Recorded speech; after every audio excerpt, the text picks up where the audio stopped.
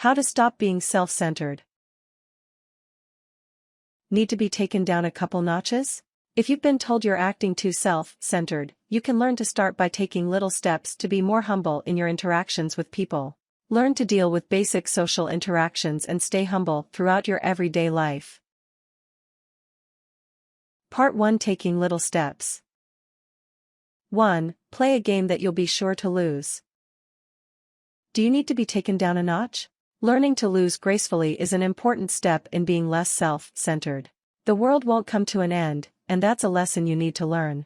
When self-centered people lose, they go into disaster mode. Let yourself lose some contest, the smaller, the better. Then act like an adult afterwards. Congratulate the winner, even if they're being big-headed. Shake their hand and look them in the eye. Say, "Good game." 2. Thank someone for something small. If you have trouble feeling gratitude, fake it until you feel it. Make yourself say thank you when someone helps you out. If you train yourself to say thank you when you recognize someone making the effort to help, you'll make yourself less self-centered, practically by accident. When you ride the bus, say thank you to the bus driver. When the server at a restaurant fills your water glass, make eye contact and say thank you. When your mother drops you off at school, say thank you. Look for excuses to give thanks. Even if you think you deserve more, or that the efforts of others come up short, thank them anyway. 3. Make eye contact when someone is talking. However you're feeling, an easy way to demonstrate respect is to make good eye contact. Even if you don't like what someone is saying, even if you think you don't need to listen to it, be respectful and make eye contact. Practice basic listening skills along with eye contact. Nod your head to show that you're listening. Summarize what someone has said after they say it, before you respond. Show that you're listening. 4. Listen when people are talking. If you're looking around the room and eavesdropping on other conversations while your friend is talking, you're bored and self-centered. When you're with someone, give them your attention. Focus. Listen to what other people say, and put the focus more on them in your conversations. Ask questions and demonstrate an interest in what someone is saying. Follow up on something that they've said, like how did that make you feel? Or even what happened next. 5. Read a novel. A recent study found that people who enjoy reading fiction can more easily empathize with others. Reading a good book can help you to understand and recognize the emotions of others, so it's an easy way to work on yourself if you're feeling self-centered. All you need is a library card. Of course, reading one book won't automatically make you a more selfless person, but learning to invest in the lives of others can help you get started. Part 2. Being social. 1. Ask for help when you need it. Self-centered people often struggle to admit when they're wrong, and admit that they need help. Don't just blunder into things on your own. Recognize when your skills and talents aren't enough, and ask for help from someone who can help you. Asking for help means that you're able to recognize there are other capable people in the world. People who might be better than you at some task or skill. That's a good thing. 2. Let someone else be in charge.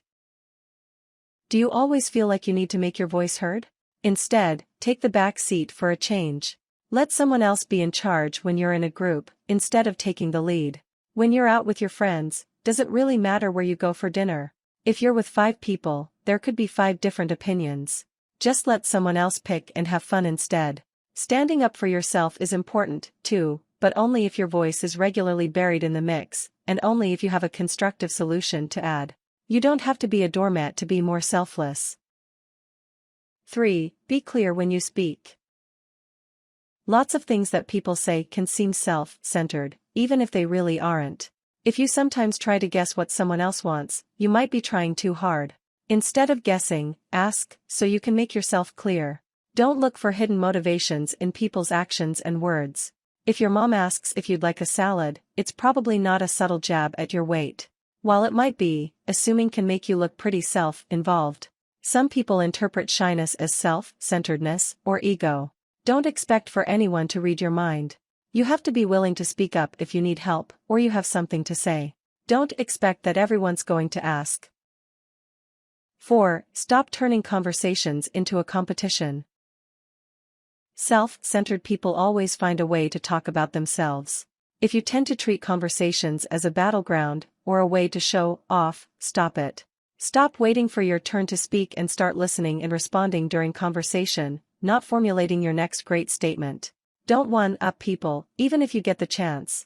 If someone just told a story about how happy they were to get a used bicycle for their birthday, it's probably not the time to launch into the story about how your dad got you a new car. Part 3: Staying Humble. 1. Get out of your comfort zone. If your world is the size of your skull, it's no wonder you're feeling self-centered. Get out there and experience things that frighten you, things that shake up your day. The more you learn, the easier it will be to humble yourself. Even if you think you've got your politics figured out, try to keep an open mind about things. Let doubt creep in every now and then to keep yourself sharp. Ask big questions and seek out the answers for yourself. Try to experience other cultures, if you can. You don't have to go on an expensive vacation to do it. Meet people very different than yourself in your own town by volunteering. 2. Find a group of like-minded people. For some people, it can be a humbling experience to find out that you're not alone. Whatever your thing is, there are other people who share your interest. Even if it's obscure 78 RPM shellac records or Italian horror movies. Find a community to which you belong, and join it. Join a church and start attending if you're a believer. This can be an excellent way to ground people who are feeling self-centered. Join a social club in your town. Hang out at the game shop if you're a gamer. Hang out at the gym if you're a jock. 3. Meet new people regularly. If you've got a small circle that you feel comfortable around, try to shake it up sometimes. Meet new people and learn new things about them and about yourself. They don't need to know about your self-centered past. Spend time with people very different than yourself. Strike up a conversation with a bricklayer sometime, if you work in an office, or chat up a well-dressed white-collar worker if you make minimum wage.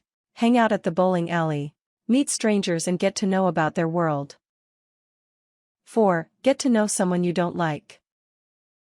Learning to be tactful and kind to someone who gets on your nerves is a true sign of selflessness. If you're feeling too self-centered, make a point of befriending someone you don't particularly like, and make yourself figure out a way to like them. Try to guess why someone is the way they are. If your little sister copies everything you do, try to give her a break. It's probably because she looks up to you. Give her a chance. 5. Volunteer your time. When you give something without seeking anything in return, you're acting selflessly.